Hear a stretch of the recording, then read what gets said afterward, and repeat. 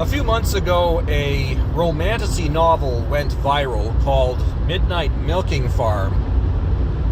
Absolutely degenerate trash about a woman who falls in love with a minotaur. And I obviously did not read this romantasy novel, but I did listen to some reviews of it. And my reaction to it was to think, man, this is terrible. Nothing that I write could possibly be this bad. So I started writing a fantasy novel of my own, kind of as a joke.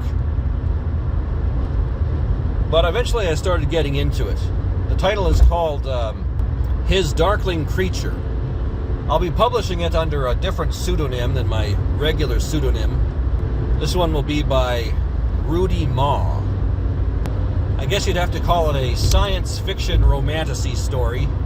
The plot involves a young woman who works at a corporate office job, working for the government, and she crash lands on a barbarian planet where things are very different from the civilized world that she comes from. The barbarians, of course, think that she's a goddess of some kind, because from their perspective she does have some magical powers which they can't understand. And she has delusions about eventually coming to rule the barbarians and things like that, but ultimately she has to learn how to behave in a much different way from how she's used to. The setting is a kind of alternate reality where the Norse gods exist.